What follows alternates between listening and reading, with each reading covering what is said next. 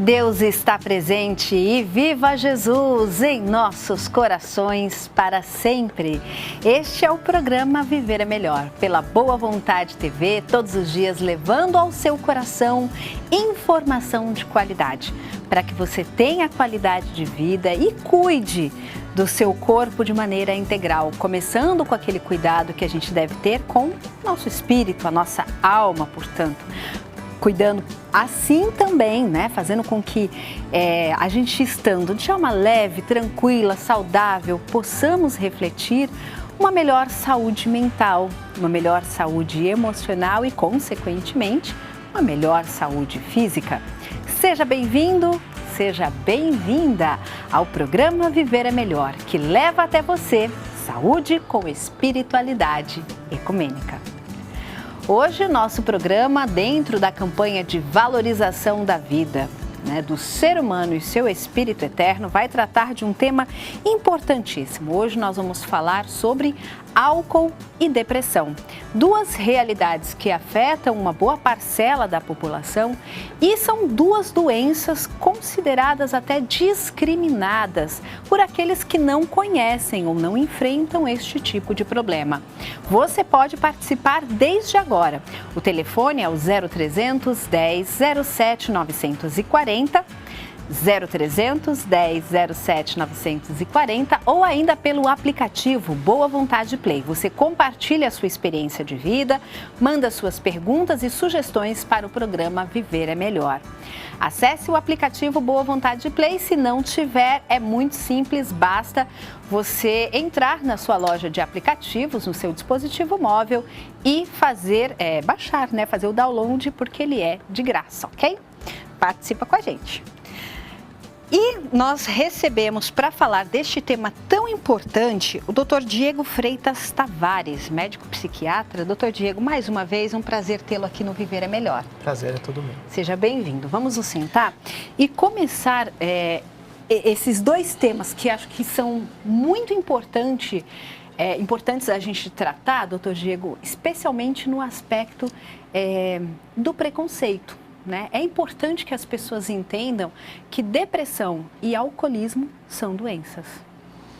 Então, Lilian, uma coisa importante que a gente verifica é que a forma como as pessoas enxergam os transtornos que eu chamo de cerebrais psiquiátricos, eu sempre coloco essa palavra antes, para reforçar a importância que o componente biológico tem sobre essas doenças. Então, o meio ambiente, as doenças psiquiátricas muitas vezes são vistas de forma comportamental, porque é através da expressão do comportamento que a gente consegue avaliar se aquele comportamento é um comportamento distorcido, um comportamento enviesado.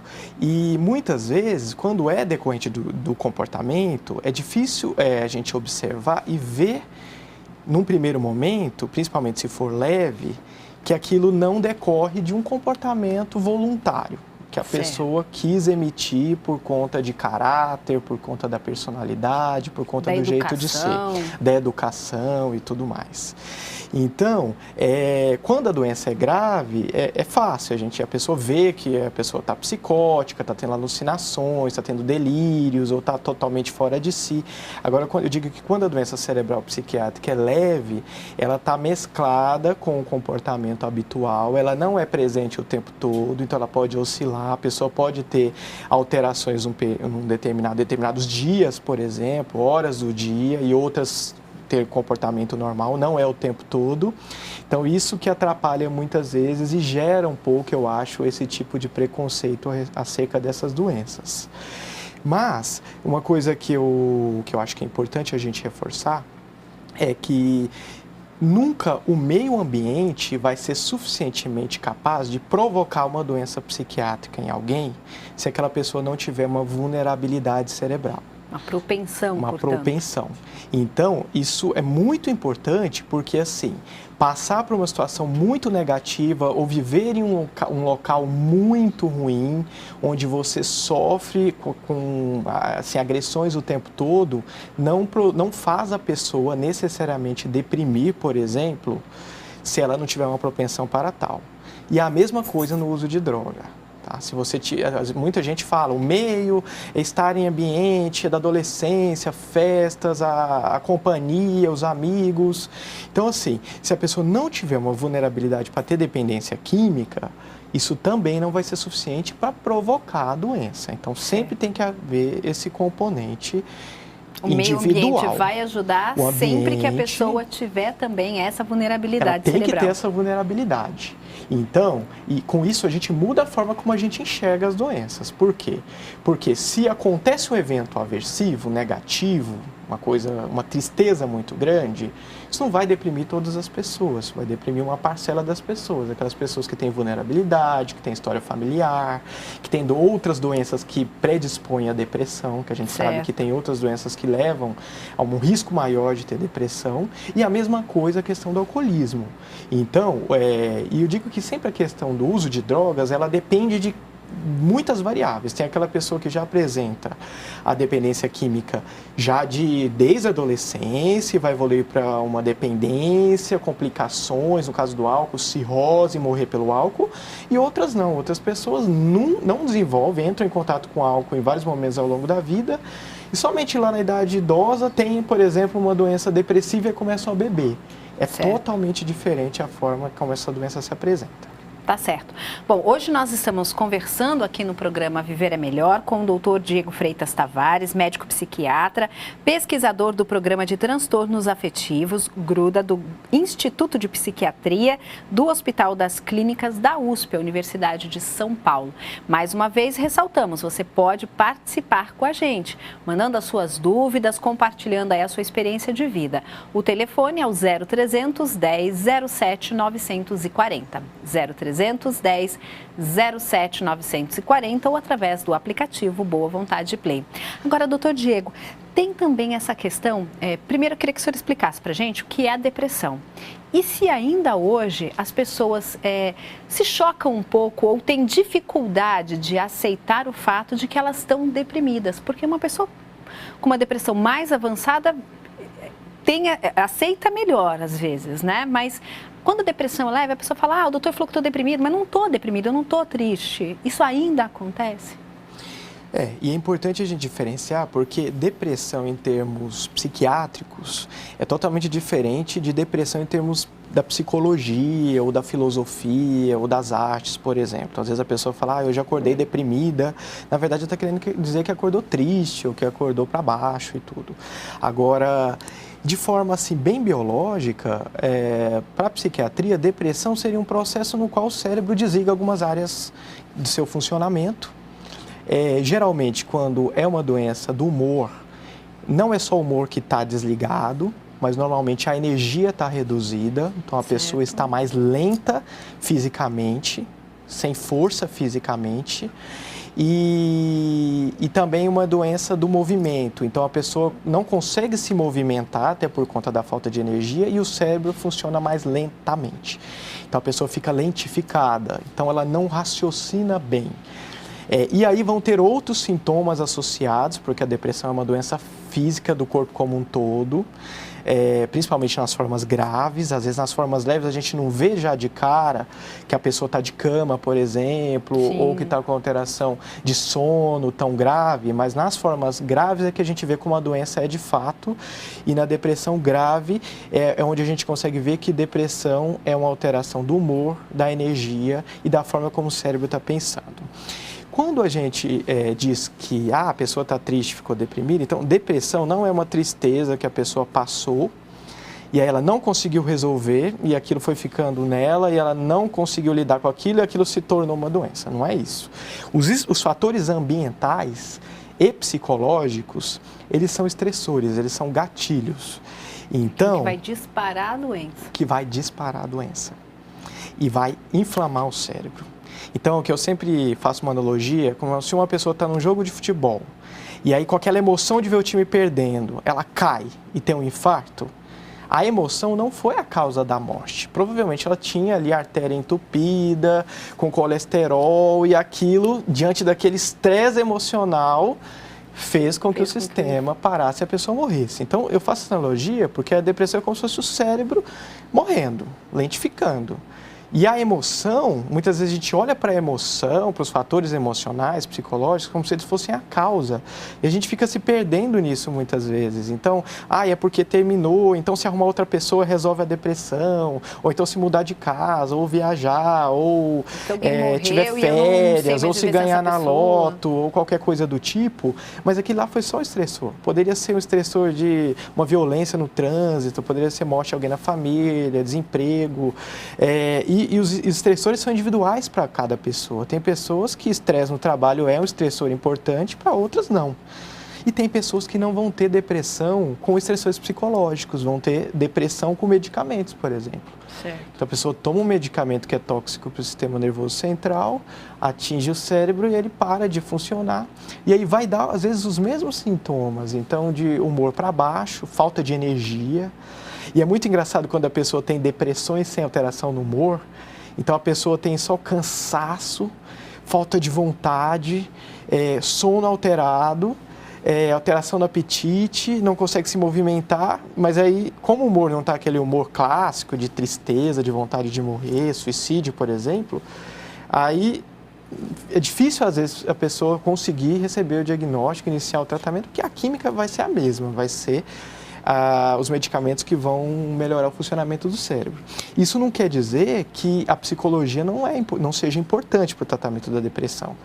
Então, depressão leve, por exemplo, que é quando a pessoa fica com humor, a energia e o sono alterado durante alguns dias, sei lá, passou por um estresse no trabalho e fica lá 4 semanas totalmente diferente daquele astral que ela tinha antes.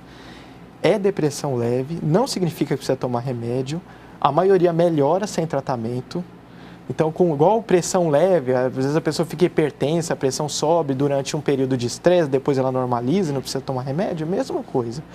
Então, assim, para doenças leves, psicoterapia, às vezes, exercício físico suficiente para recuperar aquele funcionamento que a pessoa não estava tendo durante a doença depressiva.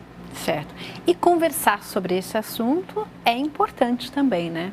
Para a família que convive com aquela pessoa, para a própria pessoa que vem muitas vezes enfrentando esses fatores de estresse, vai acumulando também todos esses sentimentos, todas essas emoções dentro de si? Ou isso não altera nada, doutor?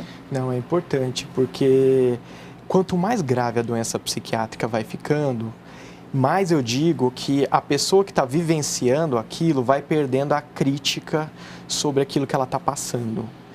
Então, olha como isso é importante, porque num primeiro momento, ela até vai perceber que tem alguma coisa alterada. Então, ela vai perceber que ela não está bem, que ela está diferente. Mas quanto mais, porque a doença psiquiátrica, ela não é numa parte do corpo da pessoa. Ela é no órgão que faz a pessoa ser quem ela é. Atinge tudo no fim, né? E no eu, e vai repercutir na forma como a personalidade da pessoa se expressa. Se eu conheço uma pessoa deprimida, com certeza aquela pessoa não é ela no jeito normal dela ser, no funcionamento normal. Então, se eu chego numa casa e falo, olha, conheço fulano, tudo, eu falo, não achei tão legal, não é uma pessoa assim tão agradável, tudo, porque aquela pessoa não está sendo ela como ela de fato é. Então, quando o quadro é leve, a pessoa percebe e pode até verificar que tem alguma coisa de anormal. Quanto mais a doença vai ficando intensa, a gente diz que a crítica vai perdendo. Então, aquelas percepções que a pessoa vai tendo são realidade para ela. Então, a pessoa que está deprimida, ela reclama, não é porque ela não sabe que é daquele jeito, ou não está percebendo, porque ela, de fato, começa o cérebro dela, assim como nós estamos bem, nós estamos raciocinando, a gente vê uma coisa, emite uma opinião, uma crítica, se é bom ou se é ruim, eu tenho vontade, eu vou e faço. Tenho planos, eu enfrento aquele plano e tento fazer uma coisa nova, pôr uma ideia em ação. A pessoa deprimida simplesmente não tem essa mesma liberdade que as pessoas normais. Então, não adianta uma pessoa que está, vamos dizer assim, sem depressão, querer impor aquele funcionamento dela para aquela pessoa que está daquele jeito. Seria o mesmo que dizer para alguém que está com o pé quebrado, faça desse jeito, ou corra mesmo com a dor, não vai ser desse jeito que vai funcionar. Mas, por outro lado, essa pessoa que não tem a depressão e convive com alguém que sofre, que enfrenta essa doença, também não pode deixar de lado aquela pessoa. Falar, ela está assim, então quer ficar deitado, fica. Quer passar o dia desse jeito, fica. Não toma banho, não toma. Não, ela também tem que ajudar, estimular, doutor, ou não? O ambiente não pode ser de cobrança, mas também não pode ser de negligência. Então tem que ser um ambiente de acolhimento, assim como com alguém que está passando por uma doença que causa dor, por exemplo. O que você precisa? Né? Você precisa de alimento, você precisa de ficar sozinho agora, você precisa sair. Se você quiser sair, eu estou aqui. Se você quiser melhorar, eu estou aqui. E também, assim como no ambiente de alguém que está doente, a gente não vai chegar e ficar levando mais problemas. Então, olha, você sabe que você está aqui, né? Nós estamos trabalhando, está difícil a situação e só você está aí sem fazer nada. Então, se a pessoa tivesse infartada passando por isso, ninguém que tipo de assim, benefício esse tipo de comentário traz? Então, eu estou falando isso aqui, é bonito e tal, mas na realidade, a gente que convive com as pessoas em casa, que vê os pacientes com depressão, não é fácil conviver e ficar equilibrado o tempo todo. O tempo todo. Agora, a gente observa ali, até pelos dados da Organização Mundial da Saúde, que alguns fatores, né, acabam aumentando também a possibilidade das pessoas desenvolverem a depressão ao longo da vida. Isso pode aumentar o risco da pessoa apresentar a depressão em algum momento da vida, doutor? Sim, então assim, os fatores biológicos a gente sempre deve levar em consideração. Então, se já tem história familiar, assim como as outras doenças, né? Tem história de Alzheimer, aumenta o risco de ter Alzheimer, história de epilepsia, a mesma coisa. Ter história de suicídio na família é um fator de risco muito importante. No momento que a pessoa está passando por uma doença crônica, ou seja, uma doença que não tem cura, essa doença pode alterar o organismo como um todo e o cérebro também, além de alterar a psicologia da pessoa. Então, eu digo que a doença crônica é um tiro de todos os lados. O corpo já está adoecido com aquela doença, sei lá, uma artrite reumatoide, lúpus, um diabetes descompensado, qualquer doença crônica que a pessoa tem que tomar remédio para sempre, tem que imaginar que aquele organismo já está em sofrimento cronicamente. Fora isso, altera a psicologia, porque aquela pessoa não consegue fazer aquilo que ela faria, então tem mais estressores. Então vai vindo fator de todos os lados para aumentar o risco de a pessoa deprimir. Mas a gente tem que sempre ficar de olho também nos fatores protetores. Sim. A psicologia, ela dá para a gente a possibilidade de enfrentamento que é ensinado e que às vezes tem pessoas que têm mais ou menos. Né? Hoje em dia, cada vez mais a gente vê que a resiliência, que é como se fosse uma resistência psicológica, então, quanto a pessoa aguenta ser agredida pela vida e se sustentar bem, ele é um fator que depende do ensinamento, do aprendizado, né? Então, aquilo que a gente já passou e conseguiu superar por aprendizado próprio, mas tem fatores biológicos também. Então, assim, nos congressos fora, eles mostram experimentos em que tem famílias que já são menos resilientes fisicamente, então cérebros que já são mais sensíveis e a própria pessoa já às vezes tem noção disso, né? Já com tem outras uma dificuldade doenças. maior de lidar com os problemas. Isso, já abala diante de uma situação qualquer. Então, sabendo disso, ela tem que desenvolver de alguma forma habilidades, que a gente chama skills, assim, estratégias para saber como lidar e exposição aos problemas. Né? A gente vê muita gente que tem dificuldades de enfrentamento e a gente vai ver o padrão de resposta que elas têm é sempre de esquiva, fuga. Então, elas não enfrentam nada. Tudo aquilo que tem que ser que é mais difícil ou pode gerar algum tipo de problema, elas fogem. Isso aumenta a chance de, quando vier um problema mais grave, a pessoa, de fato, não conseguir enfrentar. Não conseguir enfrentar. Bom, doutor, a nossa produção aqui levantou alguns estudos que apontam que 78% dos homens começaram o abuso do álcool antes da depressão. E já no caso das mulheres, acontece o oposto. 66% delas desenvolveram primeiro a depressão antes do abuso do álcool. E tem ainda estudos que mostram que hoje a associação entre alcoolismo e depressão torna-se mais forte nas mulheres. Esses dados, realmente o senhor observa eles no cuidado ali clínico que o senhor tem com os pacientes no dia a dia? Isso foi muito verdade durante muito tempo.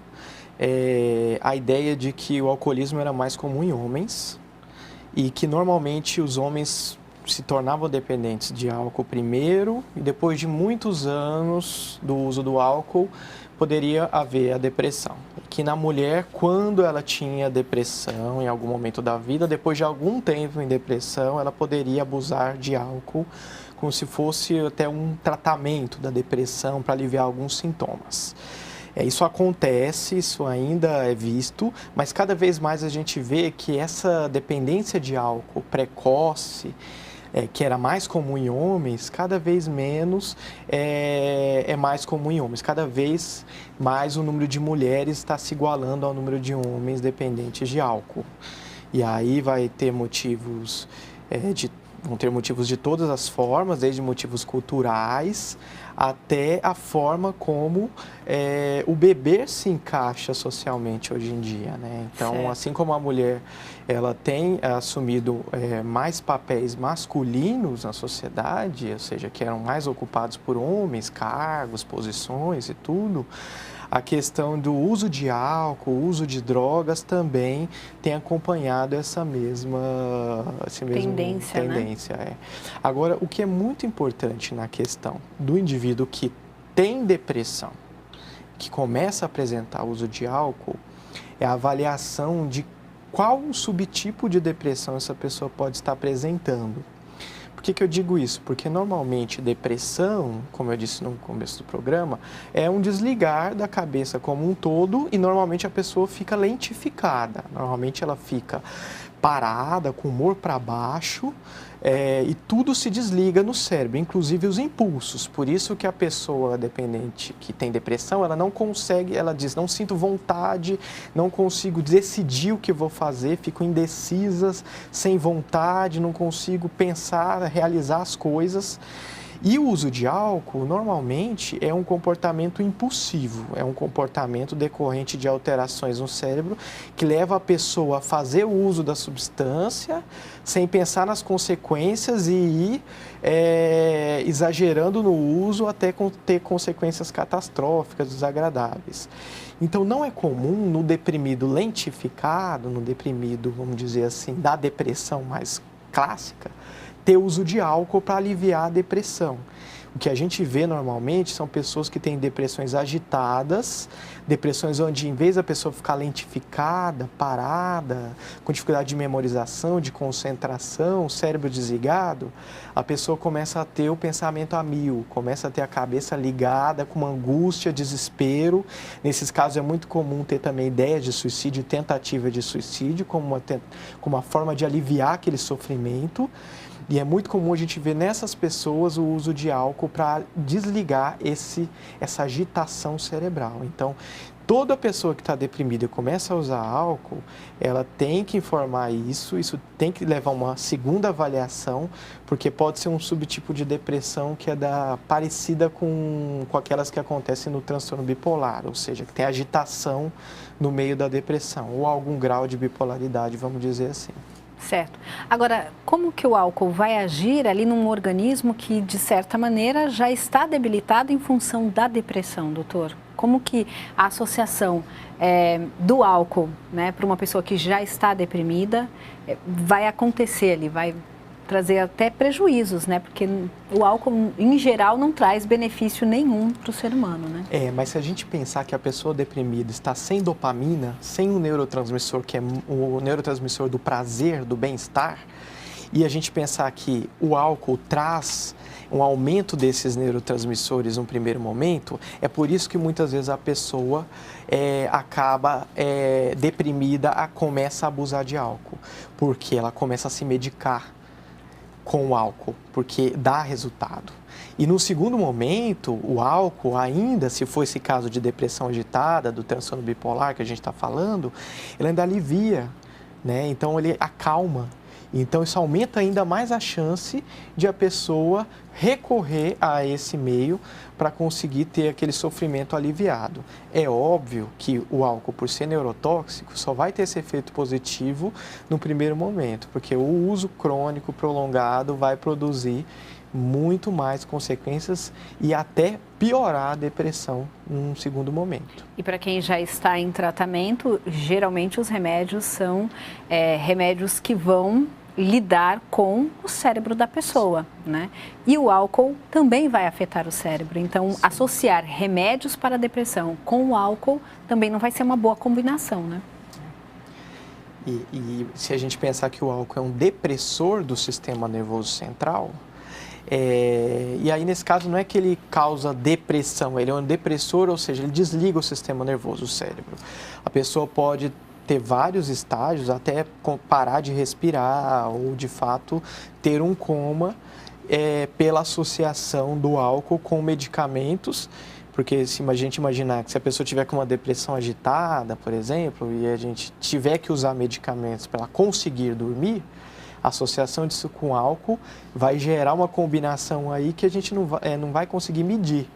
E que em algumas pessoas pode de fato não acontecer nada, mas em outros pode aprofundar a sonolência e a pessoa de fato parar de respirar enquanto dorme, por exemplo. Então é bem perigoso mesmo o uso do álcool com algumas medicações de tratamento de depressão. Bom, e lá no início do bloco eu falei sobre essa tendência que os estudos apresentam em primeiro se começar com o alcoolismo, depois partir para a questão da depressão, né? Ali relacionado mais aos fatores dos gêneros. Mas essa também é uma possibilidade, né, doutora? A pessoa começa o consumo do álcool e aí esse consumo excessivo, essa dependência torna essa pessoa também deprimida. Sim, sim. Tanto o fator biológico do álcool, lesando aquelas vias, aqueles caminhos que deveriam estar ligados para a gente conseguir sentir o meio, ter as ideias, bolar planos, ter emoções, ter assim, ânimo para querer fazer as coisas, né? Energia para isso. A pessoa que usa álcool deprime tudo isso, ela perde tudo isso. Tanto pela parte psicológica, né? Que o uso do álcool acarreta só, quando é dependência química, só perdas para a pessoa. Então, ela vai perder a dignidade, ela perde a confiança que os filhos tinham. Ninguém vai querer contratar uma pessoa que a gente não sabe se vai ter um comportamento que sai fora do controle. A família se afasta, o relacionamento termina. Então, até em termos de fatores psicológicos, aumenta o risco de ela se ver numa situação estressora, onde ela pode sim deprimir depois do uso crônico do álcool. Então, vão associar-se aí à dependência do álcool, fatores sociais, fatores familiares e outros fatores psicológicos que acabam sendo aí o gatilho para disparar a doença, né? Porque o álcool pode aumentar a incidência de disfunção erétil, doenças gástricas, doenças pulmonares, doenças hepáticas, o fígado para de funcionar. Então, até os medicamentos psiquiátricos que iam fazer efeito, o fígado já não metaboliza, então a pessoa não vai ter a mesma resposta da depressão que a pessoa que tem o fígado normal teria. Aumenta, então, só prejuízos mesmo que vai trazer para a vida do indivíduo.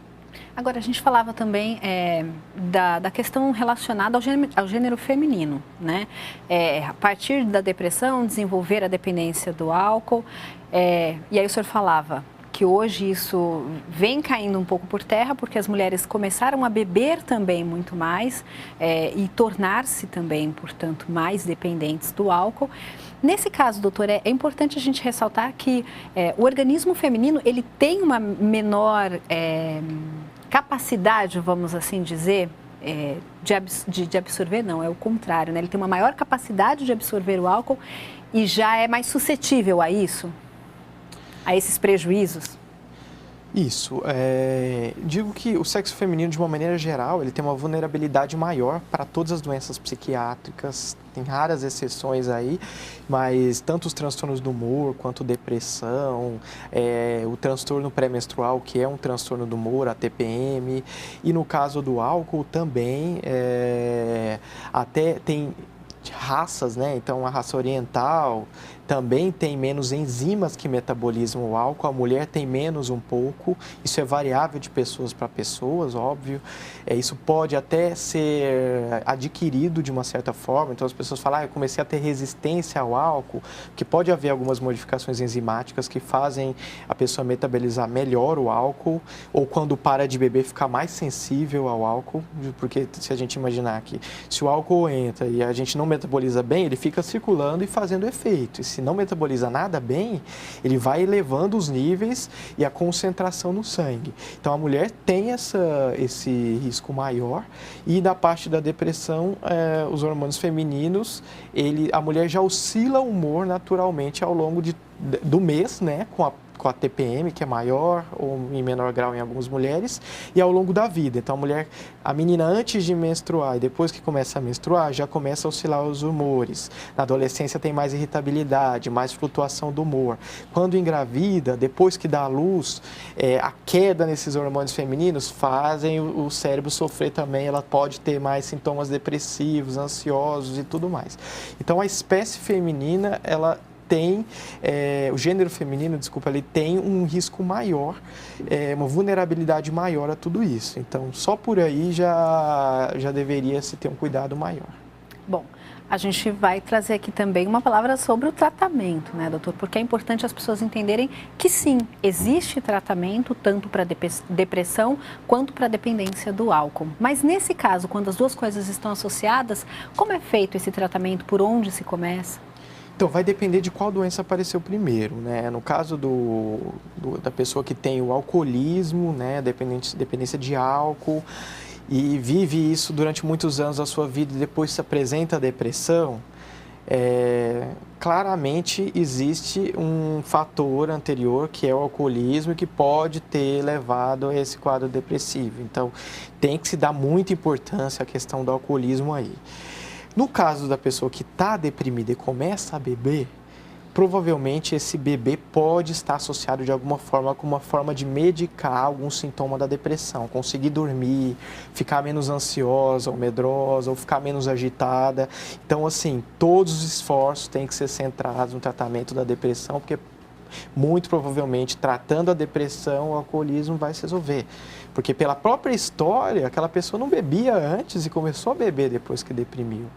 Então, o enfoque vai ser focado sempre no tratamento das duas coisas, mas eu diria que até o alcoolismo nesse segundo caso, o etilismo nesse segundo caso, seria de tratamento mais fácil, porque começou em virtude da depressão. Então, certo. Se a gente pensar que a depressão estando tratada, isso se resolve, a maioria dos casos é assim. Agora, a pessoa que tem dependência química a vida inteira, aí o tratamento vai ser bem mais difícil. E começar na dependência. Isso. Porque muitas vezes essas pessoas já passaram por múltiplas internações, já tentaram parar de beber várias vezes e não conseguiram. Então, tem muitos fatores aí envolvidos. E sim, o tratamento da depressão vai ser importante, porque isso pode até ser um fator que seja dificultando a pessoa, né? Se ela está deprimida, ela vai falar, não quero sair disso. Quero que tudo se acabe mesmo, não estou interessado em resolver isso. Então, vai ser muito importante, sim, o tratamento da depressão. Mas não necessariamente o alcoolismo vai estar tratado, a gente tratando a depressão. Provavelmente ele ainda vai ter que receber uma atenção no segundo momento. Nesse processo de tratamento, família é essencial, o cultivo da religiosidade, da espiritualidade também vão contribuir? Os fatores ambientais, eles sempre vão ser de muita importância. Eu digo que os fatores ambientais, eles são individuais para cada pessoa. Então, a gente fala assim, a espiritualidade é importante para todo mundo. Não, depende de como aquilo está inserido na vida da pessoa, né? Às vezes a gente vê pessoas que estão deprimidas e aí em hospitais religiosos que tentam frequentar, querem impor, querem tentar incutir aquilo, mas aquilo não faz parte da vivência da pessoa, né?